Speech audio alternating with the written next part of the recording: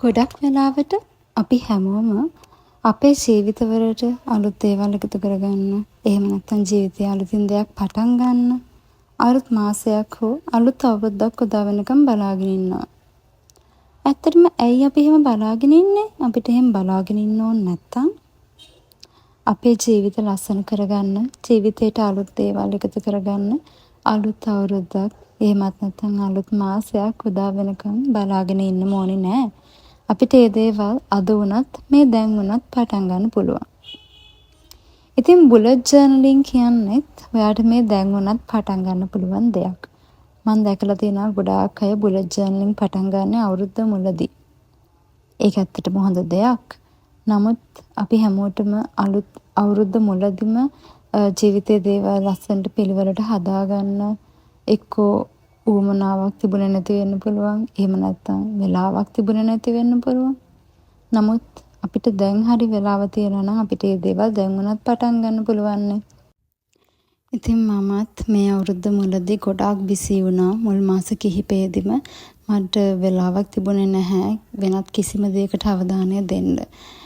නමුත් මට දැන් ඒ වෙනුවෙන් වෙලාව තියෙන නිසා මම හිතුවා බුලට් ජර්නලින් කරන්න පටන් ගන්න ඕන කියලා. බුලට් ජර්නලින් කියන්නේ මොකක්ද කියලා දැනටමත් ගොඩක් අය දන්නවා ඇති. නමුත් නොදන්න අයට මම කියා දෙන්නම්කෝ. බුලට් ජර්නලින් කියලා කියන්නේ අපි පොතක ලස්සනට අපේ ජීවිතේ අපිට තියෙන අරමුණු, ඒ අරමුණු වලට කොහොමද අපි දවස ගානේ වැඩ කරන්නේ කියන දේවල් සටහන් කරගන්න, අපේ අරමුණු වලට ඉක්මනින් යන්න පුළුවන් විදිහට අපේ මනස මොටිවේට් කරගන්න යූස් කරන දෙයක්. ඉතින් ගොඩක් ගෑනු ළමයි හරි ආසයි ලස්සනට දේවල් කරන්න. අපි දේවල් ලස්සනට කරනකොට අපිට අපේ අරමුණු වලට යන්න ආස හිතෙනවා. නිකන් ඔහේ දේවල් කරනවට වඩා. ඒ නිසා බුලට් ජර්නලින් කියන්නේ ගොඩක් ගෑනු ළමයි කරන්න කැමති දෙයක්. ඇත්තටම බුලට් ජර්නලින් උදව් වෙනවා අපේ අරමුණු වලට යන්න. අපි හැමතිස්සෙම මොකක් හරි දෙයක් ගැන අපි හිතනකොට අපේ මනසට මොකක් හරි දෙයක් ගැන හැමතිස්සෙම මතක් කරනකොට අපිට ඒ දේවල් ඉක්මනට ලබා ගන්න පුළුවන්. බුලට් ජර්නලින් කරනකොට හැමතිස්සෙම අපිට මතක් වෙනවා, අපි හැමතිස්සෙම දකිනවා අපිට තියෙන අරමුණ මොනවාද කියලා. එතකොට ඒ දේවල් හැමතිස්සෙම අපේ මතකයේ තියෙනවා. අපේ අරමුණ ඉක්මනින් හැබෑ කරගන්න පුළුවන්. ගොඩක් අය දන්නවනේ law of attraction. අපි හැමතිස්සෙම යම් කිසි දෙයක් ගැන හිතනකොට අපිට ඒ දේවල් ලැබෙනවා. අපි හැමතිස්සෙම හිතන දේවල් වලට සමාන දේවල් තමයි අපිට මේ විශ්වයෙන් ලැබෙන්නේ. ඉතින් හැමතිස්සෙම ඔයාගේ හිතේ තියෙන ඔයා යන්න ඕනි අරමුණු නම් හැමතිස්සෙම ඔයාට මතක් වෙන්නේ ඔයාගේ අරමුණු ගැන නම් එහෙනම් ඉතින් අපිට ඒ අරමුණු වලට යන්න ඕනි කරන ධෛර්යය ඒ දේවල් ඉබේටම හැදෙනවා. මම මේ වීඩියෝ එක දාන්න ප්‍රධානම හේතුවත් තාම ජීවිතේ අලුතින් දේවල් කරන්න පටන් ගත්තු නැති අය ඉන්නවනම් දැන් ඔක්කොන්ටම පරක්කු වැඩි කියලා හිතෙන අය ඉන්නවනම් ඒ අයව මොටිවේට් කරන්න. ජීවිතය කියලා කියන්නේ ස්කූල් එකක ප්‍රොජෙක්ට් එකක්, අසයින්මන්ට් එකක් වගේ දෙයක් නෙවෙයිනේ. ඒකට ඩෙඩ්ලයින් එකක් නැහැ. බුලට් ජර්නල් එකක් හදන්න ලස්සන නෝට්බුක්ස්, ලස්සන හයිලයිටර්ස්, පෙන්ස් ඒ දේවල් ඇත්තටම ඕනේ නෑ. ඒ දේවල් තියනවා නම් ලස්සනට අපිට ඒ දේවල් කරන්න පුළුවන්. නමුත් එහෙම දේවල් නෑ කියලත් ගොඩක් ගෑනු ළමයි බුලට් ජර්නලින් කරන එක පටන් ගන්නෙ නෑනේ. ඉතින් මමත් මේ පටන් ගන්නෙ මන් ළඟ ලස්සන හයිලයිටර්ස් මොනවත්ම නැතුව. මන් ළඟ තියෙන්නේ බ්ලැක් ජෙල් පෙන් එකකුයි කලර් පෙන්සිල්ස් සෙට් එකකුයි විතරයි. ඉතින් ඒ වයින් අපි බලමු කොහොමද මම මගේ බුලට් ජර්නල් එක හදන්න කියලා. මට දවසකට බුලට් ජර්නල් එක හදන්න වෙන් කරන්න පුළුවන් වුණේ පැයක් හෝ එකමාරක් වගේ විතරයි. නමුත් බුලට් ජර්නල් එකක් හදන්න සෑහෙන වෙලා යනවා. මේ චිත්‍ර අඳින්නයි, ඒව පාට කරන්නයි, ඒව කොහොමද අඳින්නේ කියලා මුලින්ම හිතන්න කරන්න ගියාම වෙලාව තියෙන හැම වෙලාවකම මම මේ බුලට් ජර්නල් එකේ පිටුවක් හරි කම්ප්ලීට් කරන්න try කරා. දැනටමත් මේ අවුරුද්දේ ජනවාරි, පෙබ්‍රුවරි, මාර්ච්, ඒප්‍රිල් කියන මාස 4ම ගෙවිලා ගිහින් ඉවරයි. ඉතින් මම මේ බුලට් ජර්නල් එක හදන්න පටන් ගත්තේ මේ මාසේ ඉඳලා. මුල්ම පිටුවේ මම ලිව්වා මේ අවුරුද්ද මට මොනවද ඕනි කියලා. ඒ කියන්නේ මේ අවුරුද්දටම මට තියෙන goals මොනවද?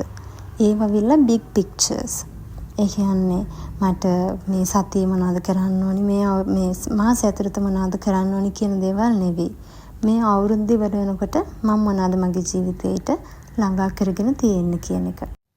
ඒක අපි කැමති විදිහට අපිට හදාගන්න පුළුවන්.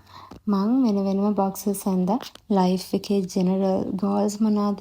ඊට පස්සේ health එකට related goals මොනවාද? work related goals and other goals ලියන්න.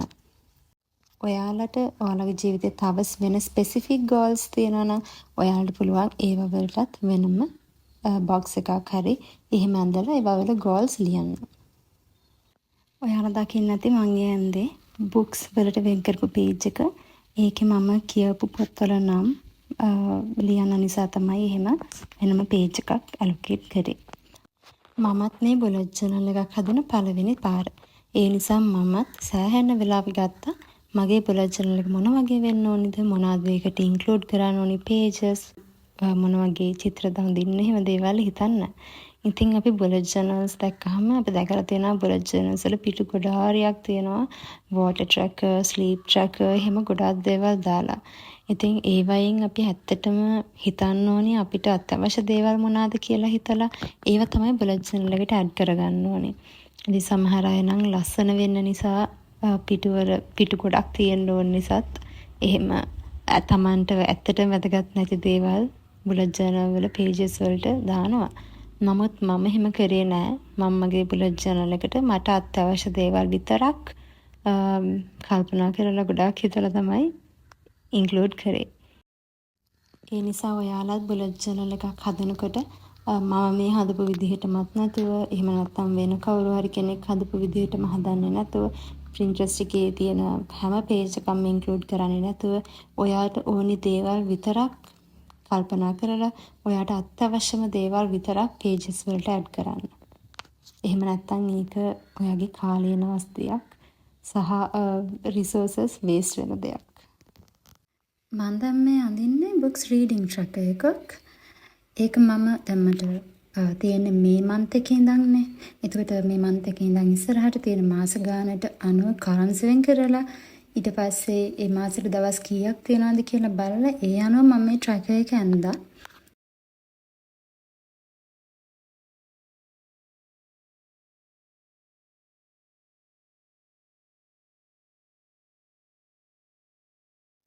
ඉතින් චුට්ටක් හැඩ වැඩ දාලා ලස්සන කරගන්නත් ඕනේ නේ. මං කැම්පස් යන්න කලින් ඒ කියන්නේ ඒ ලෙවල් ඉවර වුණාට පස්සේ අපිට කොවිඩ් පීරියඩ් එකක් තිබුණානේ. ඉතින් ওই කොවිඩ් පීරියඩ් එකේදී මම සෑහෙන්න ක්‍රියේටිව් දේවල් කරා. ගොඩක් ක්‍රාෆ්ට්ස් හදුවා, චිත්‍ර වගේ දේවල් ඇඳලා. ඉතින් ඒ කාලේ මගේ ක්‍රියේටිවිටි එක ඇත්තටම ඉම්ප්‍රූව් වුණා. ඒ කියන්නේ මමවත් හිතුවේ නැති විදිහේ ක්‍රියේටිව්නස් එකක් මං ඇතුලේ තිබුණා. ඒක මං දැනගෙන හිටියේ නැහැ මට මෙහෙම ක්‍රියේටිව්නස් එකක් තියෙනවද කියලා. ඉතින් මට කලර් මැචින් පුළුවන් කියන එක මං තේරුම් ගත්තා ඒ කාලේ. ඒ වගේම ලස්සන අයිඩියාස් එන්න ගත්තා. ගොඩක් ක්‍රියේටිව් වුණා සරලව කිව්වොත්. ඒ ක්‍රියේටිවිටි එක සම්පූර්ණයෙන්ම නැති වෙලා ගියා වගේ වුණා මං යුනිවර්සිටි ගියාට පස්සේ. මොකද කැම්පස් එක ඇතුළේදී මට ක්‍රියේටිව් වැඩ කිසිම දෙයක් කරන්න හම්බුනේ නැහැ. ගොඩක්ම ස්ටඩීස් ඊට පස්සේ ඉන්ටර්න්ෂිප් සහ තව ප්‍රශ්න කියන්නේ දැන් යුනි ස්ටුඩන්ට් කෙනෙක් විදිහට තියෙන අනිත් ප්‍රශ්න එක ගැටෙනකොට ඇත්තටම ක්‍රියේටිවිටි කියන එක මගේ සම්පූර්ණයෙන්ම නැති වෙලා ගියා අවුරුදු 4ක් විතර මම කිසිම ක්‍රියේටිව් දෙයක් කරේ නැහැ. ඊට පස්සේ මට ඇත්තටම ක්‍රියේටිව්ලි හිතන්නවත් චිත්‍රයක්වත් අඳගන්න බැරි වුණා. ඩූඩල් එකක්වත් අඳගන්න බැරි වුණා. මේ සෑහෙන කාලයකට පස්සේ තමයි මේ ජර්නල් එකේ හරි මෙහෙම ඩූඩල් එකක් හරි අඳින්නේ. ඊළඟට මම මේ ඇඩ් කරන්නේ self care වලට වෙන් කරපු page එක. self care කියලා කියන්නේ මම ඇත්තටම consider කරන්නෙම නැති දෙයක්. මට ගොඩාක් හරියක් මගේ හැරෙන දෙයක්. නමුත් මම දන්නවා එහෙම වෙන්න හොඳ නෑ. අපි ගැන හිතන්න ඕනි කියලා ගොඩක්. ඒ නිසාමයි මම self care වලට පිටුවක් වෙන් කරේ. එළිය හොඳටම වැස්ස. ඔයාලට සද්දෙත් ඇහෙනව නේද? දැන් නම් ටිකක් නිදිමතයි. ඒ නිසා අදට මෙතනින් නවත්තනවා. ඊටර ටික හෙට. ඉතින් ඔයාලා දන්නවනේ මම මගේ YouTube channel එක රීස්ටාර්ට් කරේ ළඟදී. ඉතින් මම අලුත් YouTube videos හදන්න, TikTok videos හදන්න අලුත් video ideas කල්පනා කරනවා. ඉතින් ඒව ලියන්නත් මම වෙනම page එකක් වෙන් කරා. එතකොට මට ලේසි මට video idea එකක් ඔළුවට ආවහම මට ඒක ලියන්න පුළුවන්. ඊට පස්සේ ආයෙ මම වීඩියෝ එකක් හදන්න කල්පනා කරනකොට මට ඒක බලලා ඒ වයින් අයිඩියා එකක් අරගෙන මට වීඩියෝස් හදන්න පුළුවන්. ඒ නිසා මම YouTube videos and TikTok videos වලට ideas ලියන්න වෙනම page එකක් වෙන් කරා. ඉතින් මගේ TikTok account එකත් ඔයාලා follow කරන්නේ නැත්නම් follow කරන්න. ඒකේ videos බලන්න. මම මගේ TikTok account එක නම් use කරන්නේ mainly මගේ personal entertainment purpose එක වෙනුවෙන්.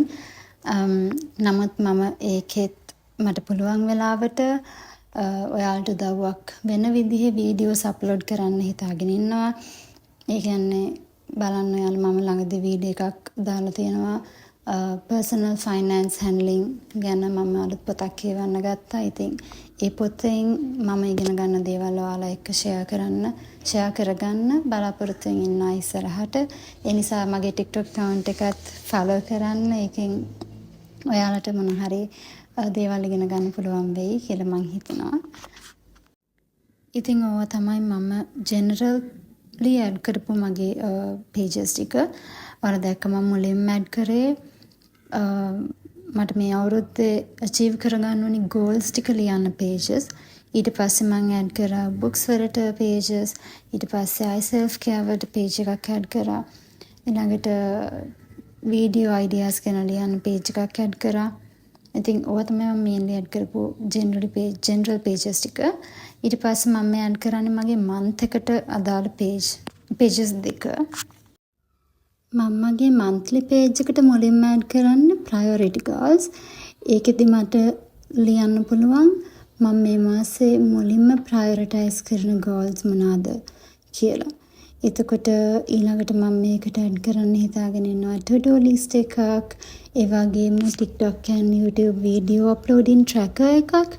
එතකොට මට tracker එකේ පුළුවන් ලකුණු කරන්න මම මේ මාසෙට කොහොමද මගේ videos upload කරේ කියලා. ඒ වගේම මම මගේ morning routine එකයි evening routine එකයි ලියන්න හිතාගෙන ඉන්නවා. ඊට අමතරව මම මේ මාසෙදී අලුතෙන් ඉගෙනගත්ත මොන හරි දෙයක් තියෙනවා නම් ඒ දේවල් එහෙම නැත්නම් මට මතක තියාගන්න ඕනි. මම සතුටු වුණු අවස්ථා මොන හරි තියෙනවා නම් අන්න ඒවා මම මේ කියපු දේවල් තමයි මගේ monthly page එකට මම add කරන්න හිතුවේ. අපි හැමෝගෙම weaknesses තියෙනවානේ. ඉතින් මගේ තියෙන main weakness එකක් තමයි consistency නැතිකම. ඒ කියන්නේ මොකක් හරි දෙයක් එක දිගට ඒ විදිහටම ගොඩක් කල් කරන්න මට අමාරුයි. ටික කාලයක් ගියට පස්සේ එක්කෝ habits වගේ දේවල් අර consistently කරන්න පොඩක් අමාරුයි. ටික කාලයක් ගියට පස්සේ මට ඒ දේවල් කරන්න එක්ක අතපසු වෙනවා නැත්නම් අමතක වෙනවා නැත්නම් මම ලොකු effort එකක් දෙන්නේ නැහැ. අන්න ඕක මගේ තියෙන ලොකුම weakness එකක්. ඉතින් මම මේ bullet journal එක හදන්න තව ප්‍රධානම හේතුවක් තමයි අන්න ඒක. මම consistency කොහොම හරි හදාගන්න ඕනේ කියන එක. මේ වගේ ඉතින් හැම මාසෙකම ඉස්සරහට එන මාසවල වලට pages වෙන වෙනම හදාගන්න ඕනේ. හරි. දැන් මගේ bullet journal එක හදලා ඉවරයි. මෙන්න මේ විදිහට තමයි අන්තිම look එක තියෙන්නේ මගේ bullet journal එකේ. I hope you all enjoyed my YouTube video. ආයෙත් වීඩියෝ එකකින් හම්බ වෙනකන් හැමෝම සතුටින් පරිස්සමින් ඉන්න.